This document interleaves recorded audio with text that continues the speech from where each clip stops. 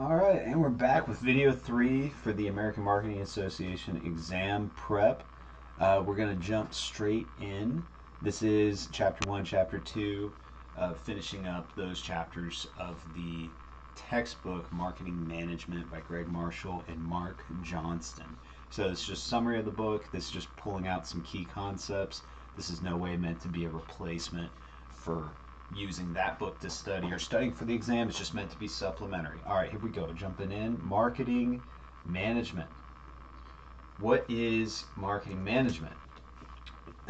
So it's a core business activity, and you want to improve marketing throughout the organization, including people, process, everything.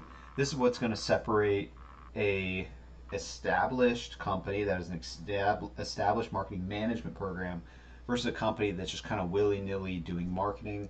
Think about many small businesses. This is not a knock. It's very hard to start a business. It's very hard to build out the marketing function of any business. It's no easy task. And so marketing management is managing that build out and the success of marketing. So the foundational idea of marketing management as well is this idea of the marketing concept, where the whole organization is existing to serve the customer. And it's this idea post industrial revolution, after the World War II post war boom, baby boomers are coming, being born, and we're just seeing this transfer from this old way of things being very industrial and moving away from any sort of customization in products, moving more towards, progressing more towards the spectrum of mass customization as we've seen today, and in that process, moving more towards a customer centric model. And so the whole concept is, hey, it doesn't matter what position you're in the company, you're a marketer for the company and you exist in the company to serve the customer in some function or another. And if you're not viewing your job that way, as you're, even if you're in HR and you're behind the scenes, you're in finance and you're behind the scenes, and you're not talking to customers, if you don't see yourself as serving the customer, that is that's not the marketing concept. So this new idea of everybody, no matter your position, serves the customer. So it's critical for any business to have marketing management. It's going to make the strategy and plan. That's what marketing management will do. When a business doesn't have that, they're just going to just start doing stuff without really a lot of planning or thinking. So marketing management is so important. Keep things organized. It's going to use info to drive marketing decisions. So there's measurement. You can't manage what you don't measure. And then it's also going to help craft offerings. So this is an extension, a responsibility of the marketing department. Setting the marketing mix, the 4 Ps: price, product, placement, and positioning. I'm pretty sure that's correct. We'll see that again in another slide here soon, I think. But yeah, we want to make sure that the marketing mix is good. Yeah, so it's price, product, placement, and promotion was the other one, not positioning. Promotion being, how you promote it. So the marketing management is going to craft that offering. It's going to craft the 4 Ps. It's going to determine how we go to market. It's going to position our products or services well. And so it's very important. Yeah, I said manage the 4 Ps. All right, next we get into metrics versus analytics. This is an important distinction, just want to make real quick. What are marketing metrics? These are tools and processes for tracking and reporting data. So when you think metrics, think you're gathering information. Now when we think analytics, we want to think it's the process of managing all the metrics and analyzing them. So analytics is a broader concept looking in, whereas metrics is more in the details. So the purpose of analytics is optimizing for return on marketing investment. So let me go back here. So if you notice a lot of job postings, it's going to say marketing analyst or data analyst. It's not going to say data metrics measurer. That's not the title. So just to help you remember, the analyst is the one doing all the thinking and management of the whole system of metrics and information, whereas the metrics are more in the details of how we set up the tracking and look and getting all those data points to show up. Awesome. CSR. What is CSR? It stands for Corporate Social Responsibility. This is a very important concept in marketing. It's something that's evolved over time, and it's connected back to the marketing concept of, hey, the whole business or organization exists to serve the customer. Everybody does. And there's also this extension of corporate social responsibility. And you've seen some of this with the green movement throughout time, and different movements for social change and for businesses to exist, to do good in the world, not just make money. That's one of the main concepts here that the book is really focusing on. So we want to have a positive impact on the world by enhancing society and the environment. So there's an internal and an external impact when it comes to corporate social responsibility, taking care of everyone inside the organization, everyone outside of it. And you've got to track this. How do you track this? Glassdoor is something that many HR departments use for tracking this. There's internal tools for tracking, etc. Okay, moving on to global marketing. And we'll touch more on corporate social responsibility too. It's going to kind of be a flavor throughout these next couple slides. So first, let's talk about international business. So yeah, this is a pretty simple idea, but it's actually kind of profound if you look at the history of business in the past 1,000 years. Because of the internet, anybody can put up a website and instantly they can have access to anyone in the world that has access to the internet, which I believe is the majority of people in the world. So any little business can potentially be a global business, an international business, by just putting up a little HTML web page. For many businesses, there's a great need to adapt products from local markets to foreign markets. And there's a huge gap here as everything's increasingly getting more global in our world, our society, in business and markets. Everything's getting more tied together and enmeshed, and so people who understand culture, international marketing, international product development, and product management is so important. Now let's talk about the global experience learning curve. This is what all businesses go through. As they expand globally, they have a better understanding of global markets, which makes sense. Think about Coca-Cola or Apple or any big company. The more experience they get going outside of their country of origin to other markets, the more they're going to learn. So what does that look like? There's 4 stages of this learning process to grow and move into these countries. So first, there's no direct foreign marketing. So you might stumble across it some, but it's nothing direct. And then you get into foreign marketing. Then you get into international marketing, where you're more built out and intentional, and then global marketing. So the whole idea is an increasing of intentionality as you're expanding outwards and you're becoming more founded in other markets. Okay, let's talk about reward. Global marketing can have great ROI, but can be expensive and difficult. It can be very difficult to crack into a new market. There's so many issues with getting the product to market. That's really one of the main challenges. Understanding the local market, how we get to market. Are we using distributors? Are we exporting and importing? Are we managing the whole chain for distribution and going to market ourselves? That could be more expensive, but we have more control. Are we willing to sacrifice control, partner with franchisers? Are we going to license? Is translation and language and culture, how are those factors? Do we need to take our product and adjust it, rename it, change the formula, add something to the product? All of these are questions. And then what about cost? Because it can be more expensive, it's common to pass that cost on to customers locally. So how are we going to be competitive with price in that market? And then there's laws and regulations around this because countries don't want foreign companies to come in and to take over a local market where that company has a local business or a national business that is winning. They don't want some foreign company to come in and take over the market, and then it hurts that nation's economy. So there's a lot of factors in government and control and taking ground. So these are all things that businesses have to wrestle with as they go to market.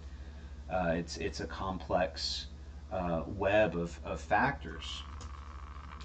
So foreign marketing is marketing abroad. It just happens, like a website, like that first example I brought up. International marketing, you can't read all this, but it is when a business manufactures outside their domestic market. So now we are putting our manufacturing plant or our delivery system in that market to deliver from that market. So we're way more localized. Global marketing is a company views the whole world as their market. That's an amazing concept to me as an organization gets to that scale. And it's super interesting. All right, global marketing. Let's talk about that. So there's regional market zones when countries make agreements to trade with lower tariffs to each other. So tariffs are super important when it comes to regional market zones and different fees and taxes and things of that nature. And then even banning products from some countries or companies entirely. So an example of that is NAFTA. So that is the USA, Canada, and Mexico. The EU, ASEAN, and then Mercosur. Selecting a global market. A lot goes into entering a global market and selecting it from evaluation to strategy and the marketing mix. So this is probably one of the main points in chapter 2 from the marketing management book. It's one of the top few points in that it is highly challenging and complex for an enterprise to enter into a global market, making those choices, doing the research, planning. Many big companies make mistakes. For example, the book gives an example of Coca-Cola. When they entered into Japan, they offered Diet Coke, but the Japanese consumers did not like that product because the women did not like the name Diet Coke. The Japanese women, they associated Diet Coke with people who were sickly. Only sickly people need a diet to get healthy. That's how they took that. So things were lost culturally and misinterpreted and miscommunicated, and then it really hurt the business with sales. So they renamed Diet Coke to Coke Light, and then consumers' perception went up and sales went up. So that was something that was missed by a very successful global organization, and they pivoted and improved. But there are so many examples, countless examples of companies going to a new market and they think about maybe 80-90% of what they need to think about, but they miss 10 to 20%, and that's pretty normal. So IKEA is a great example of a company that does a great job understanding a culture and then doing what they do best, which is their product catalog, and making sure it gets there and it's relevant culturally to that group. All right, let's go to marketing ethics. Marketing ethics. So it's not just about following rules. So if you just follow rules, you're just a rule-abiding company. It doesn't mean you're being ethical. So you could be an unethical rule follower of a company, and then you get into all these problems where people have problems with corporations because they can see where they're legally compliant, but they're not doing good in society. They're not benefiting people. They're just making money. So when we say marketing ethics, it's bigger than just not doing the wrong thing. It's actually having a mindset shift back to the marketing concept of, hey, we're here to serve. We're here to do good. We're here to make a positive impact. Okay, value. Value is the net benefits minus the cost. That's a very simple definition of value. I do think Alex Hormozy has a bit of a better definition of value, but that is a good definition. Let me fix my camera super quick. I didn't fix it. Okay, whatever. All right, moving on. So value is the net benefits minus the cost. A company's marketing ethics are part of their value proposition. So increasingly so, as consumers are choosing companies, they're assigning value and determining what is valuable, which is the constant question a consumer wrestles with. They are more and more weighing in marketing ethics of companies as a factor. It's hard to build trust, and it's easy to lose it. And so ethics are super important for companies to really increase their overall value to consumers. So the American Marketing Association, the AMA, code of ethics speaks to 6 areas: honesty, responsibility, fairness, respect, transparency, and citizenship. And I assume everybody watching this has experience marketing, and if you look at these 6, I think it's a solid list. You could see many examples, I'm sure, where you've come across work from other marketers, or maybe even some work you've done yourself, where you blurred some lines when it came to honesty. You presented a partial truth, which is really a lie, and a truth. And then you have issues with respect. You can see that in marketing, where it can be a level of sometimes tearing people down to coerce them to move forward in a direction and be disrespectful. So there's a lot of interesting things here for marketers to be aware of, as far as what does it really mean to be ethical. Citizenship, that's an interesting topic. How do you be a good citizen, someone who benefits society? Okay, moving on. And transparency is more and more forced with the digital age we're in. It's just more normal for the curtain to be peeled back, everyone to know what's going on inside the company, not just outside of it. So transparency is almost a little bit forced in our digital world, but I think the companies that are really forthright with transparency, it's a strength, and it showcases their quality, and it's a value add in today's world. All right, and especially with Gen Z, just to throw that out there. All right, sustainability. This is a big concept, going back to some of the things we've already talked about. It's a similar type of concept in this video. Sustainability, it's more than just taking care of the environment. Sustainability is about people, profit, and planet. The 3 Ps. It's the triple bottom line.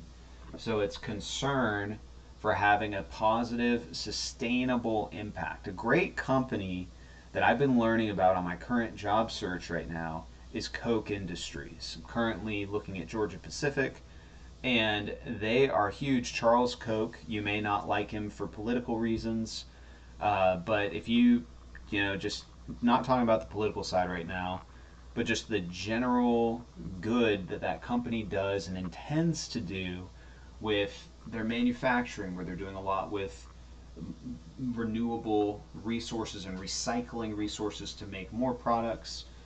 Some amazing work they're doing there. Amazing work with profit, of course. They're the most profitable privately held company in the USA. They're also a global company, and they have wonderful relationships with lots of customers and vendors. And I'm not saying it's a perfect company, but from what I've learned and studied, they're being intentional to take care of the planet, to take care of their people. They do a lot to invest in people and develop people. That's one of the reasons I'm very interested in that company. And then profit. They're very big on making profits, where, as Charles Koch says, it's cycles of mutual benefit. And it's this idea of win-win-win situations across all stakeholders. And some of the stakeholders in any marketing situation are society. And so we want to make sure that anything we're doing is taking care of them. So measure effect on people and the planet, not just profit. Stakeholders for any business. This is an interesting list. If you've never really thought about this or seen this, is something I've been learning and thinking about myself. Who are the real stakeholders for any business? Number one, it's employees, of course. You've got suppliers and vendors, you've got stockholders, customers. Those are all kind of obvious. What about the government? Maybe you've never thought about that, but the government is a stakeholder in a business because the government's dependent on the tax revenue generated through the efforts of that entity, that business entity, and the sales and it continuing to fuel the economy. That way the government's got to govern. The government can only govern something that exists, and the only way society exists is when economical activity is happening. The economics needs to move and money needs to flow. So government's a stakeholder. Local communities, of course, are a stakeholder. Society as a whole. Super interesting list. All right. And that's it for this video. Thank you so much for watching. Have a good one. Leave a comment if you have any questions. More videos coming soon. Bye, y'all.